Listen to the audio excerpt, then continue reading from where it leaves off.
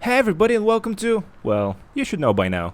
And in this one we're gonna be going over the Landstalker XL, which is a new vehicle that's currently on a discount. We're gonna be looking at both the exterior and the interior and seeing what performance it has, and of course we're gonna be customizing it in Los Santos Customs. And as you can see, the Landstalker XL is under $1 million this week. So, let's see if it's worth it or not. And of course, before we start, if you're new to the channel, please consider subscribing, a lot more cool stuff to come in the future. And if you like the content, consider giving the video a like. And by the time that you hit the like button, the car's gonna be already here. See? Likes and subscribers out of the way, this is what the Landstalker XL looks like in person. And to get the obvious thing out of the way, this is a 4-door SUV that's, you guessed it, in the SUV class.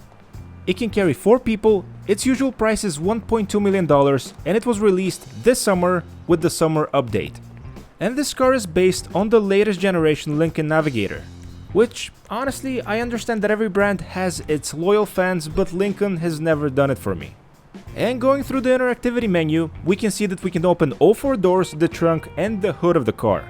So far, I've seen nothing special, nothing spectacular, and it's just an ordinary SUV that for some reason costs $1.2 million. But maybe that's gonna change as soon as we start driving it. Maybe it's gonna be the best SUV in the game. Maybe it's gonna have a lot of customization options, which is something that we're gonna find out as soon as we go to Los Santos Customs. And before we take off, a quick look at the interior shows nothing special.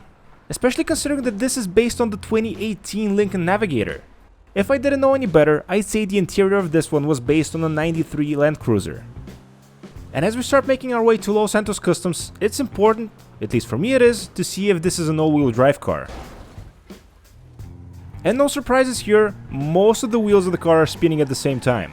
What this is telling me though is that this car is probably not gonna be the best for off-roading. And there's plenty of time to find that out, but first we need to go to Los Santos Customs and upgrade the performance and customize the car. Something that I didn't mention earlier because I didn't see it is the glass roof. As you can see, if you pull the camera up a little bit, you can see your character inside, which is a pretty cool detail. As for the performance and the way this handles, well, that's another story. And of course I want to preface the following by first saying that this is a stock vehicle. I understand that it's not going to have the best performance and the best stability. But oh, is this horrible to drive. The car is sluggish, slow, sloppy, and worst of all, it has the widest turn radius that I've ever seen in a car in GTA Online, I think. No, but joking aside, legitimately it was a challenge making each turn with this one.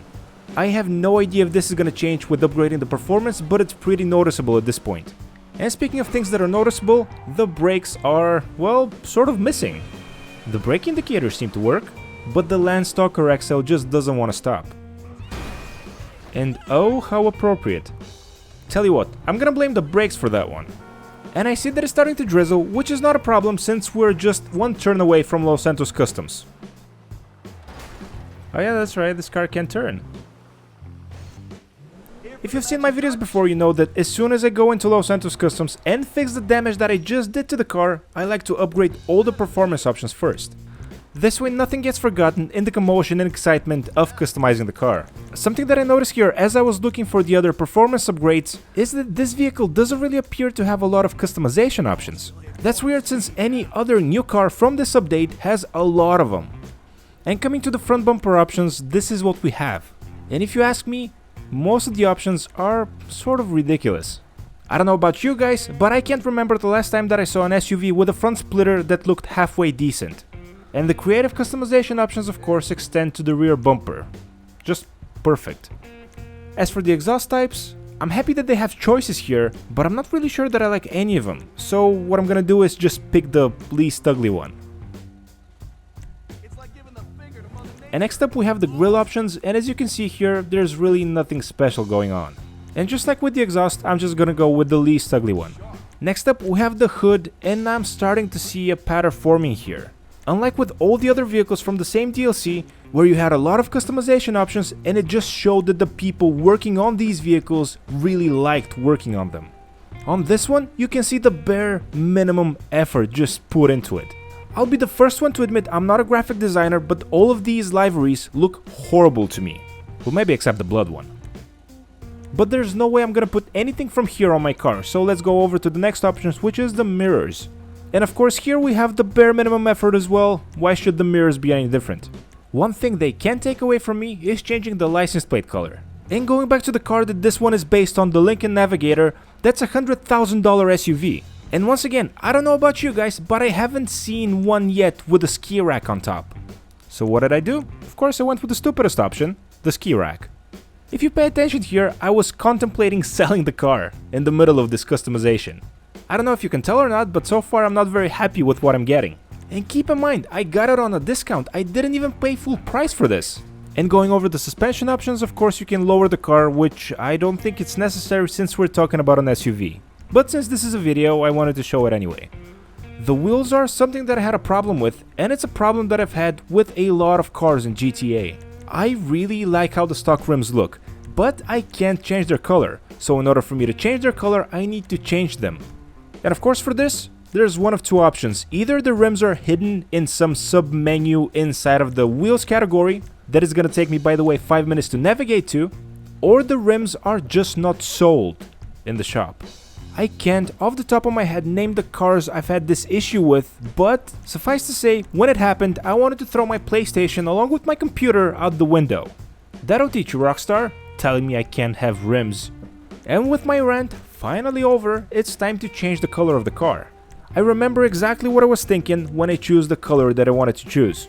I want the color to complement the ski rack. As of right now, this is the centerpiece of my car. Rockstar doesn't allow me to change the rim color? That's fine, I have a ski rack. I'm gonna be a rebel, I'm gonna be like Mel Gibson in Braveheart. Ooh, pink! And as a final color, we went with Sunrise Orange.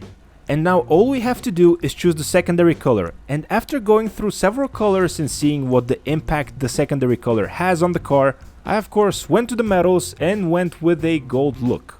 And this is usually the part of the video where I ask you to please rate the car in the comment section down below between 1 and 10, 1 being horrible, 10 being awesome. And if I see someone rating this car over a 5, I'm gonna block you.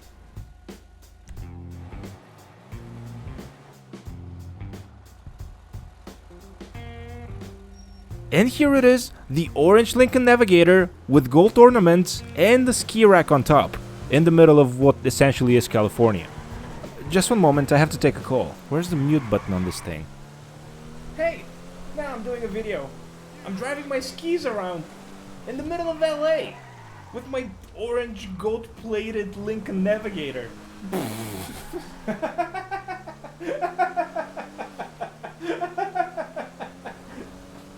Well, good thing for that mute button, cause you weren't able to hear what I was saying.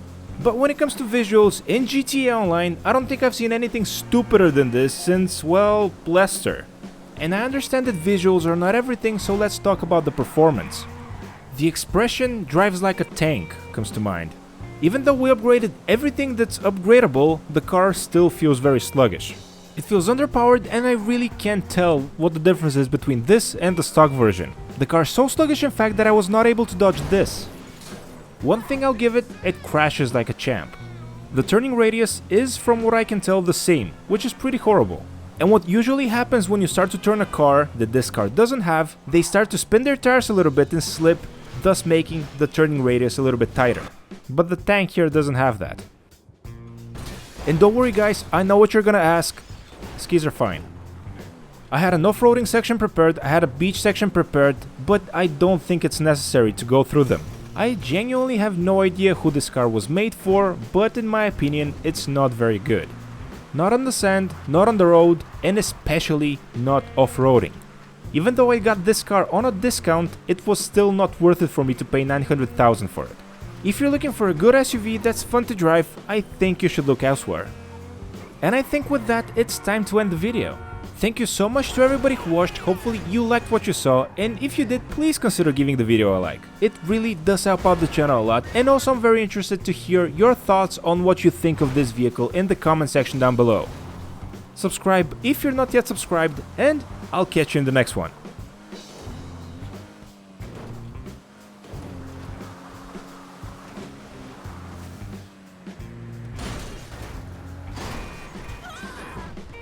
Whew. Close one, but the skis are fine.